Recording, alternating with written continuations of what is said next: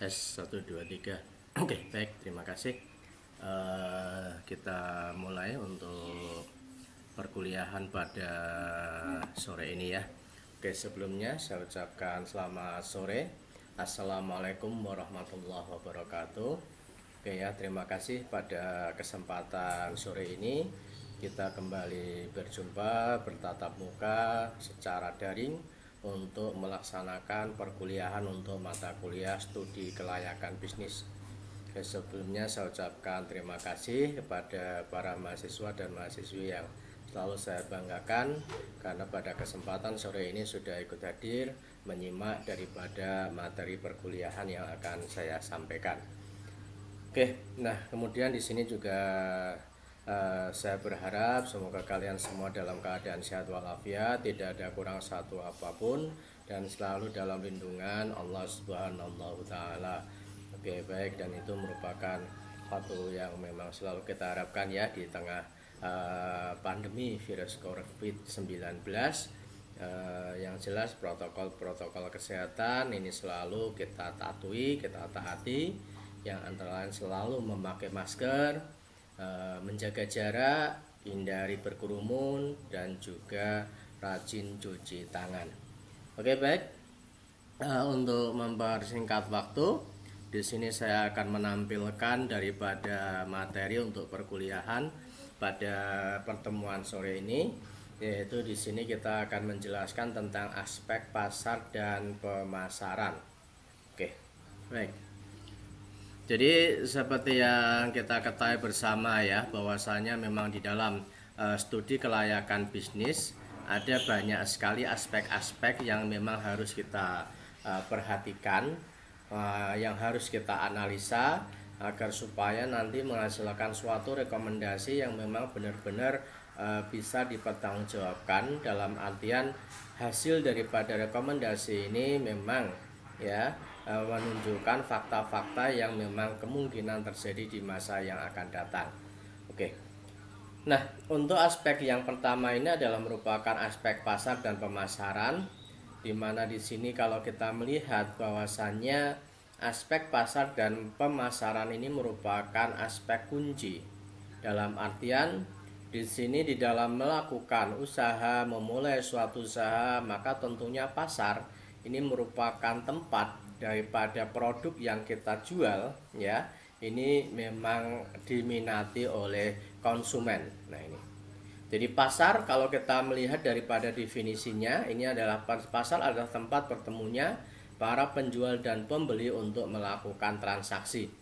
Nah ini, namun demikian dalam perkembangan ya, saat ini kita bisa melihat bagaimana pertemuan antara penjual dengan pembeli di sini dilakukan secara online ya. Jadi kita di dalam melakukan transaksi, apalagi di tengah pandemi virus corona saat ini, di mana para penjual dan pembeli ini banyak melakukan transaksi-transaksi secara online, baik di situ melalui website yang ada atau mungkin marketplace yang memang ada.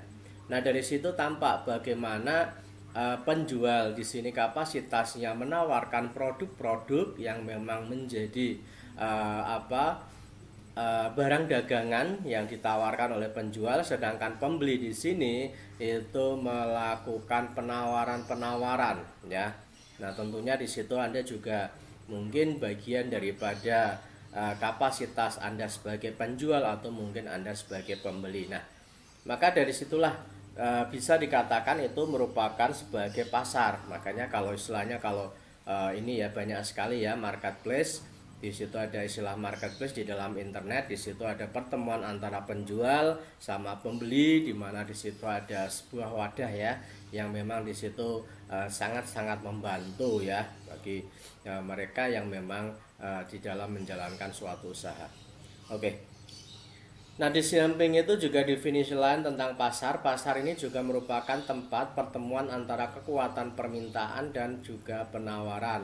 Ini dari sisi demand dan supply ya, permintaan dan penawaran. Jadi saat bertemunya penjual dan pembeli, maka di situ ada suatu pertemuan dua kekuatan yang mana di sini yang dari sisi penjual ini merupakan kekuatan daripada penawaran, sedangkan dari sisi pembeli ini adalah kekuatan permintaan.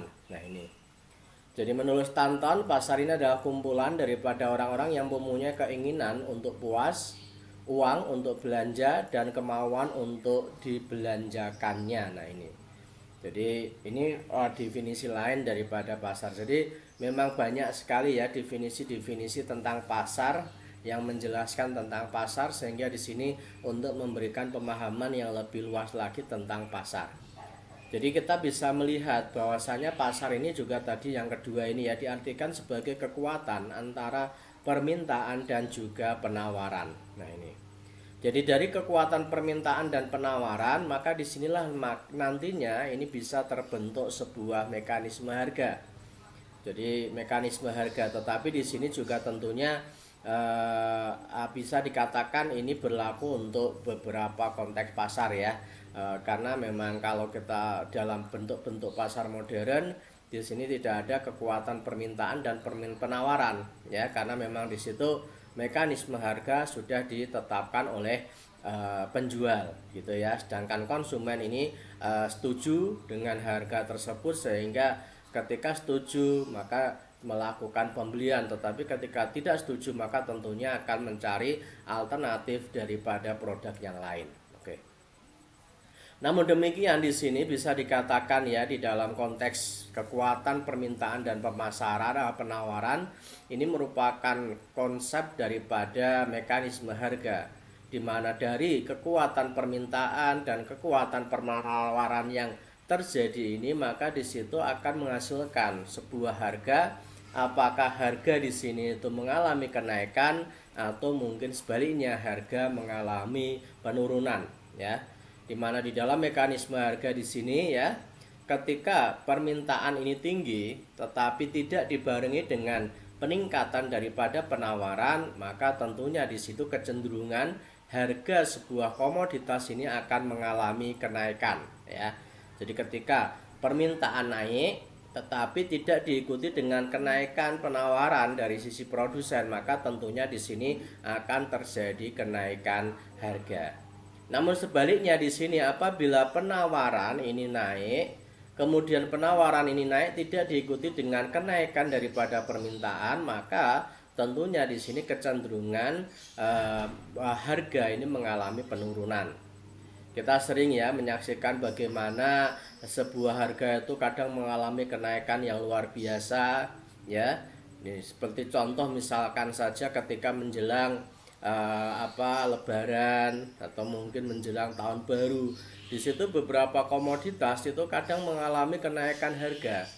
Nah, kenaikan harga ini bisa dipicu karena adanya kekuatan antara permintaan sama penawaran yang tidak sebanding ya, di mana permintaannya itu tinggi, tetapi penawaran yang dilakukan oleh para produsen ini tidak mengalami kenaikan. Nah, ini adalah yang menyebabkan terjadinya kenaikan harga.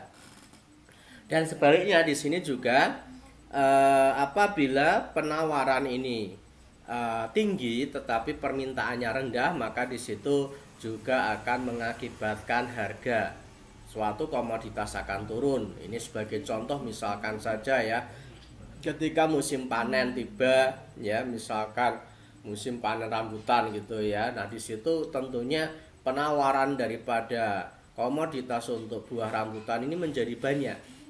Nah, karena penawaran yang begitu banyak meningkat, sedangkan penawaran ini tidak diikuti, tidak sebanding dengan permintaan pasar, maka kecenderungan harga untuk komoditas tersebut itu akan turun ya. Atau mungkin di beberapa komoditas pertanian juga sering terjadi ya, ketika masa panen cabai. Nah, maka di situ penawaran cabai meningkat tetapi tidak diikuti dengan permintaan, sehingga kecenderungan harga cabai menjadi turun. Nah, ini. Namun kalau kita bicara tentang penurunan harga yang terjadi untuk saat ini, terutama ya beberapa komoditas ini memang mengalami kecenderungan ya, hampir semua komoditas ini kecenderungan mengalami penurunan harga, ini memang karena disebabkan oleh wabah Covid ini ya, yang mana di situ daya beli masyarakat jadi menurun, sehingga beberapa komoditas pun juga mengalami penurunan daripada harga jual. Nah ini, dan ini juga menurut Badan Pusat Statistik ya, ini terjadi dalam 3 bulan terakhir ini. Jadi September kemarin sudah mengalami deflasi ya, penurunan harga, kemudian Agustus juga deflasi, dan juga bulan Juli. Jadi mulai bulan Juli, Agustus, September ini memang kondisi perekonomian di mana di situ untuk harga komoditas atau barang-barang ini mengalami kecenderungan mengalami penurunan atau deflasi. Ini karena memang adanya wabah pandemi virus corona yang memang berdampak pada daya beli masyarakat menurun, sehingga di situ beberapa komoditas, hampir sebagian komoditas ini mengalami penurunan. Dan Badan Pusat Statistik di sini mencatat pada bulan September kemarin berapa itu, kurang lebihnya 0,03 ya persen, ini adalah tingkat deflasinya. Nah ini, jadi kalau deflasi itu adalah penurunan harga, sedangkan inflasi adalah kenaikan harga. Oke, nah ini merupakan sesuatu yang tentunya kondisi yang kurang baik ya. Karena apa? Karena di sini menunjukkan kegiatan perekonomian yang terjadi di dalam masyarakat itu lesu ya ini. Sehingga di sini juga berakibat pada kondisi perekonomian secara global. Oke. Kemudian pasar juga di situ kalau kita melihat menurut Stanton ini ya, ini lebih penjabarannya lebih jelas ya, bahwasanya di sini kumpulan orang-orang yang mempunyai keinginan untuk puas ya. Jadi ini bisa dikatakan ya bahwasanya ini ada kumpulan orang-orang yang memang punya keinginan puas. Karena memang di sini kalau kita melihat bahwasannya ya niatan untuk melakukan transaksi pembelian ini tentunya didorong oleh faktor kebutuhan ya.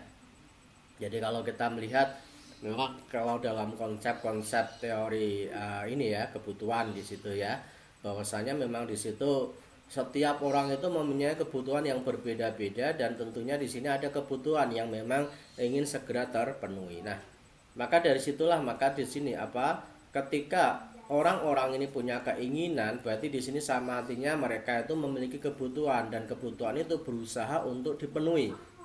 Nah, ketika kebutuhan ini bisa terpenuhi, maka orang tersebut itu akan melakukan mengalami tingkat kepuasan, merasakan puas. Ya ini. Namun demikian tentunya di sini juga bergantung ya, tapi ada keinginan untuk puas. Ya, walaupun nanti kadang ekspektasinya itu tidak sesuai ya dengan realitanya, di mana di situ kadang mengakibatkan ketidakpuasan, tetapi proses awal keinginan di dalam memenuhi kebutuhan ini adalah dalam rangka agar supaya mereka itu merasakan tingkat kepuasan tertentu. Makanya kalau kita melihat ketika orang membeli handphone, maka di situ dia punya kebutuhan, dia punya keinginan untuk handphone, sebuah handphone. Dan di situ mereka ketika akan melakukan pembelian sudah punya ekspektasi, sudah punya harapan. Nah ini. Jadi apakah ekspektasi ini bisa terpenuhi dengan dia membeli handphone atau tidak? Nah, sehingga ketika terpenuhi maka keinginan ini terpenuhi dan juga mereka merasakan kepuasan. Nah ini. Kemudian di samping itu juga uang untuk belanja ya, ini sama juga bohong ya. Kalau misalkan kita pergi ke pasar tapi tidak punya uang, kita punya keinginan ya untuk puas, untuk beli ini itu, tapi tidak punya uang ya, sama juga bohong ya. Nah, makanya ini sebagai alat pertukaran, di mana di sini kita punya uang untuk alat pertukaran untuk kita mendapatkan produk yang kita inginkan, dan kemauan untuk membelanjakannya. Nah, ini tentu ya, kalau misalkan Anda punya uang tapi tidak ada keinginan, tidak ada kemauan untuk membelanjakannya, juga tidak akan keinginan, kebutuhan yang ada ini juga tidak akan terpenuhi, sehingga di situ juga tidak bisa dikatakan sebagai pasar. Oke, baik. Jadi konsep daripada pasar jelas ya ini ya, secara umum memang ini adalah pertemuan antara penjual dan pembeli ya ini. Penjual ini menawarkan produk, sedangkan pembeli ini adalah mereka yang memiliki keinginan untuk mengkonsumsi daripada produk-produk yang dijual. Makanya kita kalau melihat kadang terbentuknya pasar ya, ini misalkan di dekat pabrik misalkan atau di dekat perusahaan, di situ kemudian banyak ya para penjual datang ke situ ya, kemudian menjajakan barang dagangannya. Nah, mereka melakukan itu karena apa? Dalam rangka untuk mencari pasar daripada produk yang mereka tawarkan. Dalam artian di situ karena memang ada kumpulan orang dan mereka juga punya kebutuhan-kebutuhan, nah maka mereka berupaya untuk menyediakan produk-produk yang barangkali dibutuhkan oleh mereka, sehingga di situ nanti akan terjadi pasar yang mana ada pembeli dan ada juga penjual. Atau dalam konteks misalkan secara online pun juga demikian ya, dimana di situ juga ada penjual dan ada juga pembeli ya. Anda mungkin sering melakukan aktivitas ya, browsing, kemudian di situ mendapatkan suatu produk, kemudian Anda melakukan transaksi pembelian. Nah, maka dari situ secara langsung akan tampak bagaimana pasar ini terbentuk. Karena apa? Karena di situ unsurnya adalah ada pembeli dan ada penjual dan juga ada barang yang diperjualbelikan. Oke, baik.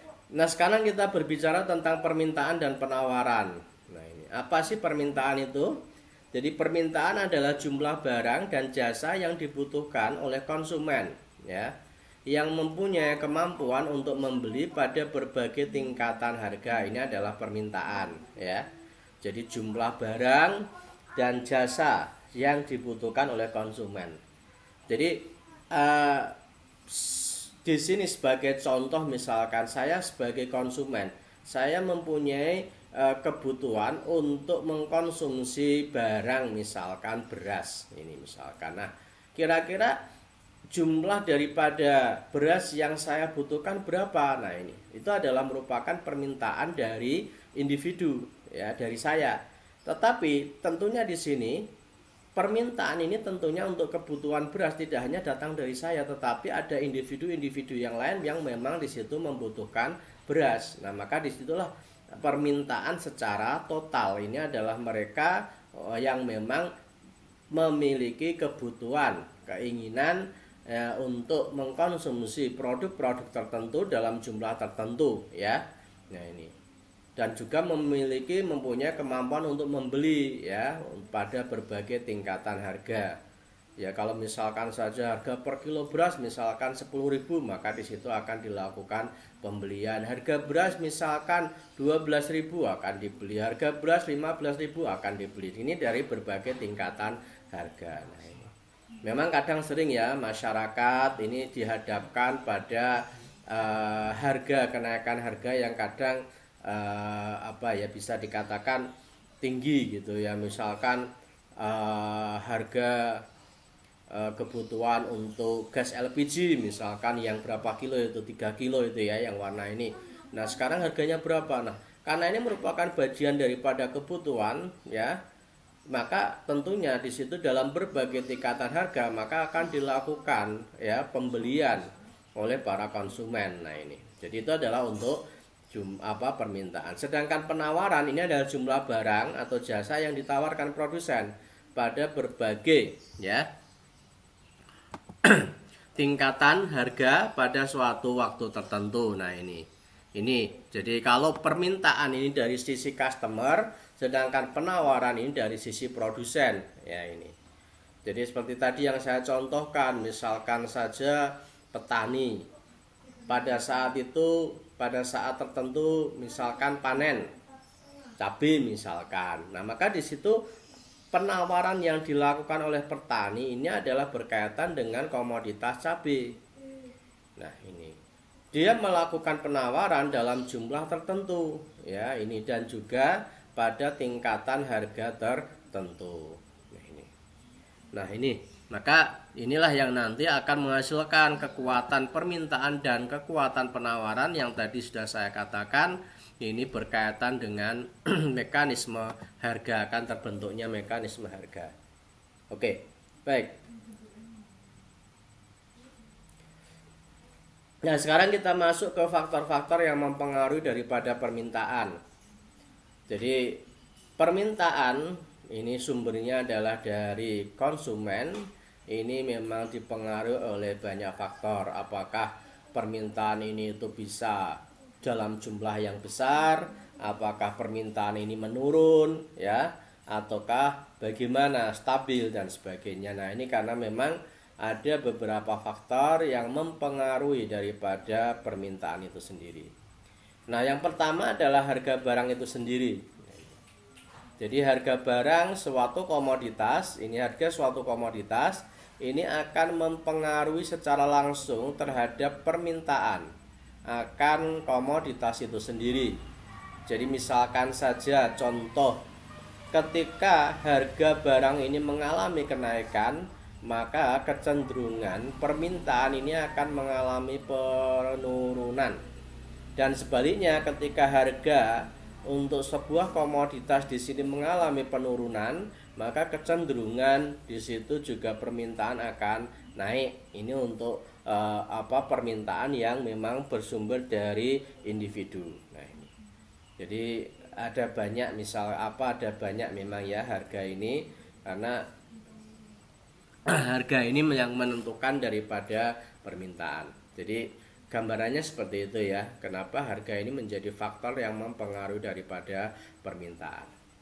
Nah, kemudian yang berikutnya, di samping harga barang itu sendiri, faktor yang mempengaruhi daripada permintaan adalah harga barang lain yang memiliki hubungan, ya. Baik itu berupa barang substitusi atau mungkin berupa barang komplementer. Ini. Jadi barang lain yang memang berhubungan, apakah ini sebagai barang substitusi atau barang pengganti, atau mungkin barang yang memang sebagai barang komplementer atau pelengkap. Jadi kita bisa melihat misalkan saja contoh substitusi. Misalkan saja antara bensin, Pertalite, Pertamax, atau mungkin premium. Oke, nah ini. Jadi harga di sini kalau substitusi mungkin biasanya membelinya adalah premium, gitu misalkan saja. Nah, kemudian ternyata premium harganya naik hampir sama dengan Pertamax misalkan, maka kecenderungan akan melakukan pembelian, ya, premiumnya ini berkurang, kemudian bisa jadi beralih ke Pertamax. Atau mungkin sebaliknya, harga Pertamax turun, ya, turun harga Pertamax. Nah, ini kecenderungan juga akan mempengaruhi daripada produk yang lain, misalkan Pertalite atau mungkin premium yang biasanya mengkonsumsi dua komoditas itu, karena harga Pertamax turun, maka di situ mereka kecenderungan akan mengkonsumsi daripada Pertamax. Nah, maka di situ tampak bahwasanya harga barang lain yang memang berhubungan ini memberikan pengaruh terhadap permintaan suatu barang. Atau bisa juga komplementer untuk pelengkap ini ya, misalkan antara sepatu, kaos kaki. Nah, ini adalah pelengkap. Jadi kalau misalkan beli sepatu ya kadang identiknya juga beli kaos kaki, atau mungkin beli roti kemudian sama mesis atau apa. Nah, ini adalah merupakan barang-barang komplementer. Beli kopi sama gula, ya ini. Nah, jadi ini adalah merupakan barang-barang komplementer, di mana di situ juga sama kecenderungan ketika ada perubahan daripada salah satu daripada produk tersebut, maka tentunya barang-barang yang memiliki hubungan yang sifatnya komplementer ini juga akan mengalami perubahan akan permintaan barang, ya. Jadi sama. Kemudian yang berikutnya adalah pendapatan. Nah, ini. Jadi pendapatan ini adalah merupakan pendapatan individu. Jadi kecenderungan di sini pendapatan ini menjadi faktor yang mempengaruhi daripada permintaan, bahwasanya ketika individu-individu ini memiliki pendapatan, ya, maka kecenderungan mereka juga memiliki daya beli, ya, di mana daya beli di sini adalah nanti digunakan untuk melakukan transaksi-transaksi pembelian. maka dari situ akan tampak bagaimana pergerakan daripada permintaan. Nah ini, jadi makanya di dalam sebuah kelompok masyarakat kita bisa melihat ya bagaimana sumber-sumber pendapatan dari kelompok masyarakat yang ada, apakah di situ pendapatannya itu rutin setiap bulan atau mungkin temporer dan sebagainya. Ini juga akan mempengaruhi daripada pola-pola konsumsi daripada masyarakat, dan ini juga mempengaruhi secara langsung terhadap pola-pola permintaan suatu barang. Nah ini, nah maka di sini kita bisa melihat bahwasanya kalau pendapatan ini menjadi bagian, salah satu bagian yang mempengaruhi daripada permintaan, yang mana di sini ketika ada masyarakat yang memang di situ memiliki pendapatan, maka tentunya dia akan melakukan pembelian atau adanya permintaan. Nah, maka kita bisa dalam konteks pemasaran ini kita bisa melihat, oh ternyata kelompok masyarakat ini merupakan masyarakat yang berpendapatan. Nah, maka di situ bisa kita jadikan sebagai target marketnya. Nah, makanya kalau kita tadi sudah saya singgung ya, misalkan di dekat lingkungan pabrik atau perusahaan, di situ kadang kita sering ya menjumpai adanya pedagang-pedagang yang muncul di situ. Ini kan lihat karena apa? Karena mereka mengetahui bahwasanya di lingkungan tersebut itu adalah ada orang-orang yang memiliki pendapatan, yang mana dari pendapatan itulah maka akan muncul daripada keinginan-keinginan untuk membeli, sehingga disitulah akan muncul yang namanya permintaan. Nah ini, atau mungkin di lingkungan misalkan pertokoan, di situ kita bisa melihat bagaimana aktivitas-aktivitas bisnis yang terjadi, karena memang di situ kita bisa melihat adanya perputaran daripada pendapatan, perolehan pendapatan dari masing-masing. Nah, oke. Itu kemudian yang berikutnya ini selera. Kalau kita bicara tentang selera, memang sesuatu yang bisa dikatakan relatif ya. Dalam artian selera ini juga bersifat dinamis, di mana di situ tentunya satu individu dengan individu yang lain ini tentu memiliki selera yang bisa saja berbeda. Namun demikian di sini tentunya ini adalah merupakan salah satu faktor yang mempengaruhi daripada permintaan. Nah, makanya kadang perusahaan yang jeli ya di situ melihat bagaimana selera ini berperan di dalam penentuan permintaan, maka kadang mereka membidik ya untuk segmen tertentu yang memang di situ adalah untuk bagaimana mereka melayani daripada selera konsumen. Jadi misalkan saja berkaitan dengan usia, ini masing-masing tingkatan usia itu kan memiliki selera yang berbeda-beda. Nah, kalau untuk selera remaja tentunya, nah maka di situ ada beberapa produk yang memang sengaja memproduksi untuk produk yang memang membidik daripada segmen remaja, yang mana mereka berupaya untuk melayani daripada selera remaja. Nah, ini kemudian yang berikutnya adalah jumlah penduduk. Nah, ini asumsinya semakin besar jumlah penduduk dalam suatu wilayah, maka di situ juga akan mempengaruhi daripada tingginya permintaan daripada kelompok penduduk tersebut. Nah, ini. Namun demikian ini juga jumlah penduduk juga bisa saja tidak memberikan pengaruh ya, karena memang kalau jumlah penduduk banyak, kemudian mereka itu memiliki pendapatan, maka kecenderungan memang di situ ada permintaan yang tinggi. Tetapi kalau misalkan saja jumlah penduduknya banyak, tetapi dalam kelompok masyarakat itu tidak memiliki pendapatan, nah maka tentunya di situ juga tidak akan melakukan pembelian, sehingga tidak akan mempengaruhi daripada permintaan dari produk. Nah ini. Oke. Kemudian untuk yang berikutnya adalah pengaruh-pengaruh khusus. Ini berkaitan dengan mungkin musim ya. Bisa saja seperti tadi yang saya contohkan, ketika menjelang lebaran, ketika menjelang tahun ajaran baru, atau mungkin ketika menjelang tahun baru, atau mungkin menjelang event-event tertentu gitu. Ini kita sering mendapati bagaimana permintaan sebuah komoditas ini mengalami kenaikan.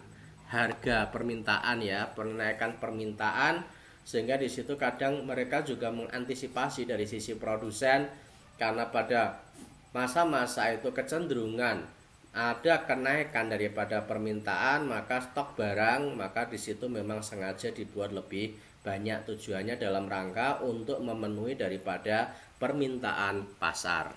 Oke. Nah, jadi ini adalah gambaran beberapa faktor yang mempengaruhi daripada permintaan suatu komoditas. Oke. Nah, kemudian di samping faktor yang mempengaruhi daripada permintaan, ini ada juga faktor yang mempengaruhi daripada penawaran. Oke. Jadi faktor-faktor yang mempengaruhi daripada penawaran ini pun juga hampir sama dengan permintaan ya. Yang pertama adalah harga barang itu sendiri. Oke, tadi sudah saya jelaskan ya, dalam konteks ya faktor yang mempengaruhi daripada permintaan. Jadi harga ini ketika harga mengalami kenaikan, harga mengalami penurunan ya, misalkan produsen menawarkan barang dengan harga yang lebih tinggi daripada kompetitor lainnya, maka di situ juga bisa saja menyebabkan harga penurunan daripada penawaran ini ya.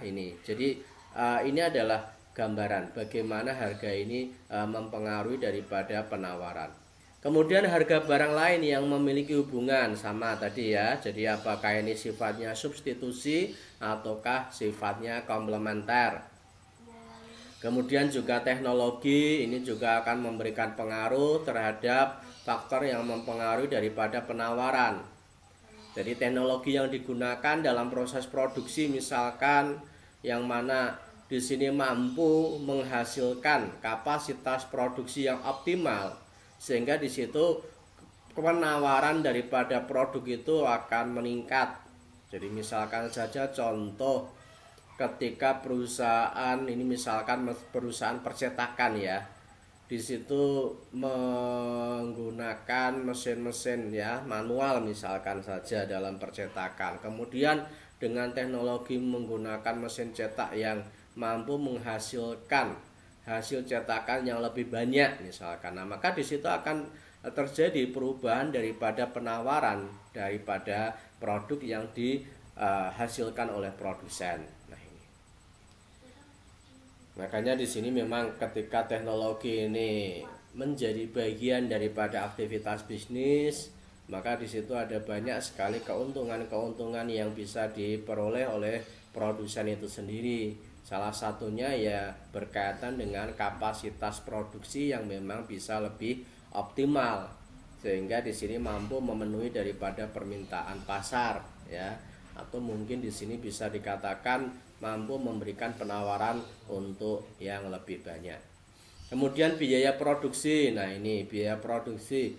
Jadi biaya produksi ini merupakan akumulasi daripada biaya-biaya yang memang dilakukan dalam proses produksi, di mana di dalamnya ada biaya tenaga kerja, ada biaya bahan baku, dan ada juga biaya lain-lain atau biaya overhead pabrik. Jadi biaya produksi ini memang yang menjadi dasar dalam proses pengambilan keputusan terhadap harga jual daripada produk itu sendiri. Nah, semakin ya kecil biaya produksi dalam artian perusahaan mampu melakukan efisiensi biaya produksi, maka tentunya di sini juga ya penawaran daripada produk ini akan lebih banyak. Dan berbeda apabila biaya produksi ini besar, maka tentunya penawaran daripada produk ini relatif lebih kecil. Kemudian yang lainnya adalah tujuan daripada perusahaan ya ini. Jadi tujuan daripada perusahaan ini bisa kita lihat dalam proses produksi itu apakah digunakan untuk memenuhi daripada pesanan ataukah untuk memenuhi daripada permintaan pasar. Kalau proses produksi yang dilakukan oleh perusahaan ini hanya untuk memenuhi permintaan untuk memenuhi daripada pesanan konsumen, maka tentunya penawaran yang dilakukan ini relatif terbatas, hanya sesuai dengan pesanan daripada konsumen. Tetapi apabila proses produksi yang dilakukan oleh perusahaan ini memang tujuannya dalam rangka untuk memenuhi permintaan pasar, maka kecenderungan di sini permintaan pasar akan lebih besar. Nah, kemudian di sini juga ada pengaruh-pengaruh yang lain seperti tadi ya, yang sifatnya temporer. Apakah ini berkaitan dengan pada musim-musim tertentu? Oke, baik. Jadi itu adalah merupakan faktor-faktor yang mempengaruhi daripada permintaan dan penawaran. Jadi di sini tentunya nanti kita bisa melihat bagaimana permintaan, kekuatan daripada permintaan dan penawaran ini mampu menghasilkan harga ya, mekanisme harga yang mana di sini tentunya akan terbentuk dengan sendirinya. Oke, baik. Oke, baik. Saya kira ini yang bisa saya sampaikan untuk perkuliahan pada petang ini ya. Saya mengucapkan terima kasih atas perhatiannya. Semoga apa yang saya sampaikan bisa Anda pahami, bisa Anda terima ya, dan semoga bermanfaat. Dan mohon maaf apabila ada kata-kata yang salah atau mungkin kata-kata yang kurang berkenan. Oke. Intinya saya mengingatkan pada kalian ya untuk selalu mentaati daripada protokol kesehatan, yaitu selalu memakai masker ya, rajin cuci tangan, jaga jarak dan hindari kerumunan. Oke, karena memang wabah pandemi virus corona ini memang nyata adanya. Oke, baik. Itu yang bisa saya sampaikan. Sekali lagi saya mengucapkan terima kasih. Akhir kata, selamat petang. Wassalamualaikum warahmatullahi wabarakatuh.